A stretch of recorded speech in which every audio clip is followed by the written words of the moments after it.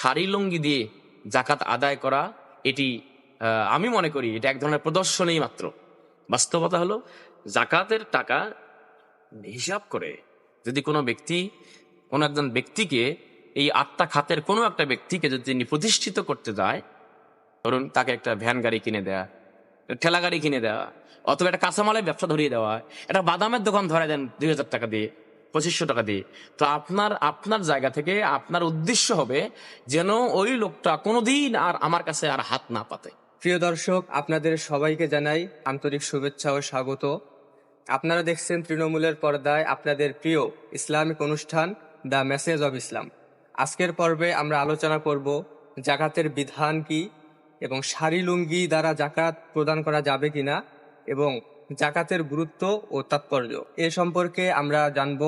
আমাদের স্টুডিওতে আমন্ত্রণ জানিয়েছি সবার পরিচিত মুখ এবং প্রখ্যাত ইসলামিক স্কলার হযরত মাওলানা সিরাজুল ইসলাম ফারুকী হাফিজাহুল্লাহ। মুহতারাম, আল্লাহ রাব্বুল আলামিন সূরা তাওবায় ইরশাদ করেন, ইন্নামাস সাদাকাতু লিল ফুকারা ওয়াল মাসাকিন। এই ফুকারা এবং মাসাকিন এই শব্দ দুটি কি এক? এবং আল্লাহ তাআলা এই ফকির এবং মিসকিন বলতে এখানে কি বুঝিয়েছেন? জি, অনেক চমৎকার কথা জানতে চেয়েছেন।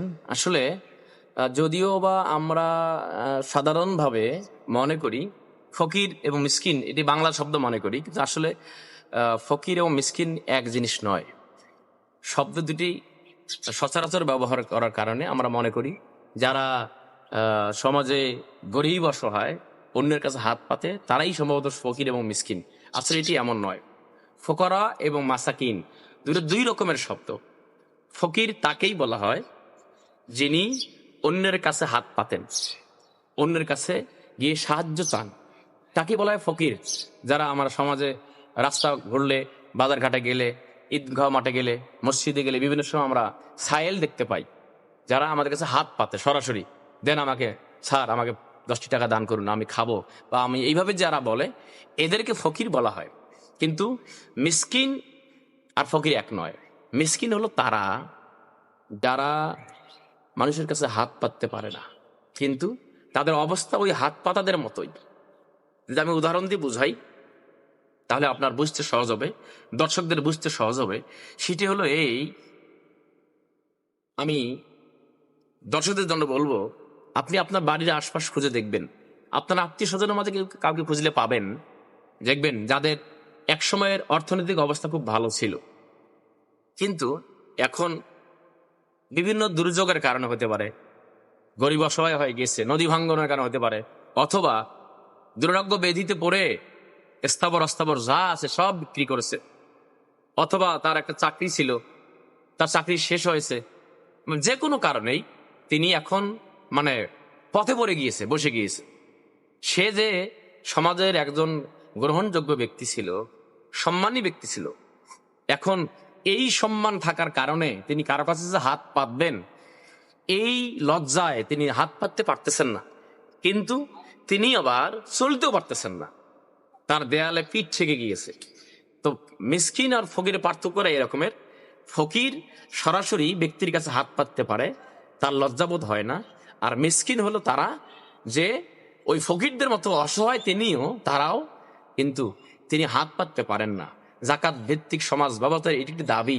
8টি খাতের একটি খাত হলো এরকমের, আমি জাকাত দেব, আমি খুঁজে বের করব যে আসলে আমার কোনো আত্মীয় স্বজনের মাঝে এরকম কোনো ব্যক্তি আছে কিনা, বা আমার কোনো প্রতিবেশীর মাঝে এরকম কোনো আছে কিনা, বা আমার কোনো মেধা এমন কোনো ব্যক্তির তথ্য আছে কিনা যে ব্যক্তি গত বছরও ভালো ছিল কিন্তু এই বছর অসহায় হয়ে গিয়েছে।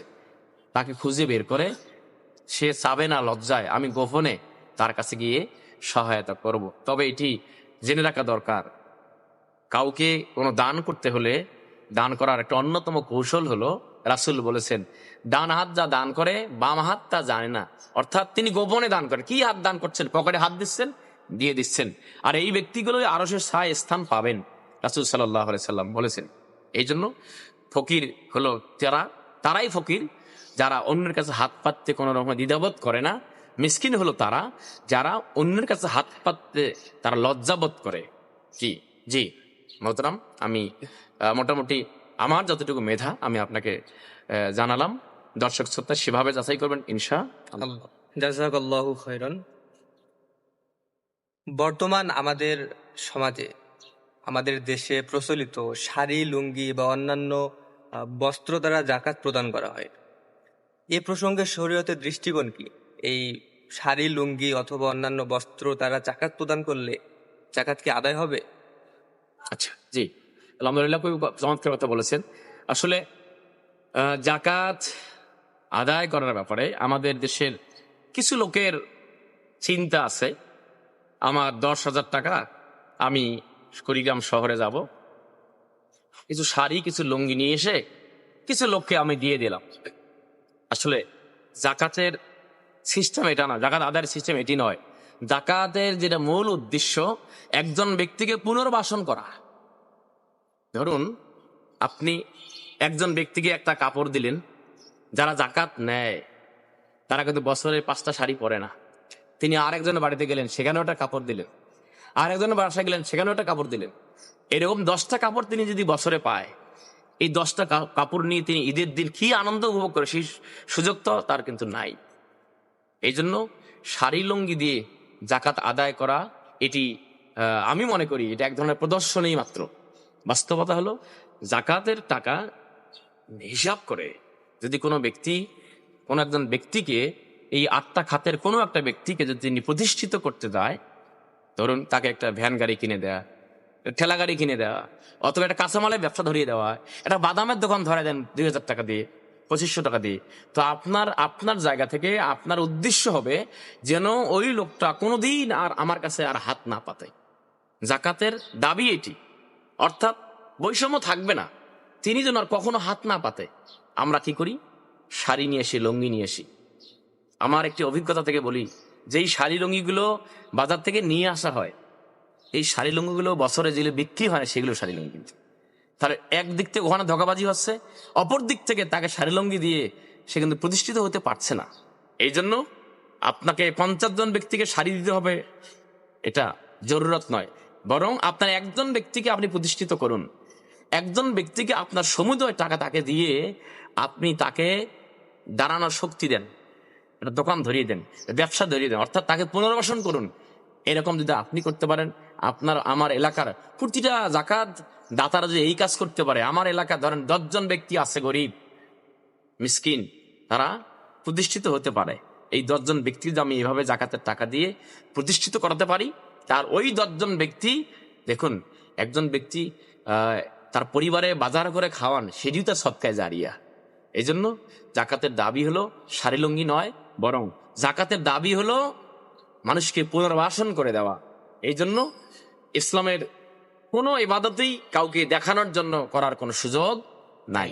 জি মোহতারাম, আমি যতটুকু বুঝাতে পেরেছি আলহামদুলিল্লাহ দর্শক শ্রোতা বুঝে নিবেন ইনশাল্লাহ, এবং সেভাবে জাকাত আদায় করবেন এই আশা করছি ইনশাআল্লাহ। সুপ্রিয় দর্শক, আপনারা দেখছিলেন এতক্ষণ ধরে ধৈর্য সহকারে আপনাদের প্রিয় অনুষ্ঠান দ্য মেসেজ অব ইসলাম। আমরা এতক্ষণ যা শুনলাম, আল্লাহ আমাদের সবাইকে বুঝে আমল করার তৌফিক দান করুন, আমিন। আসসালামু আলাইকুম ওয়া রাহমাতুল্লাহি ওয়া বারাকাতুহু।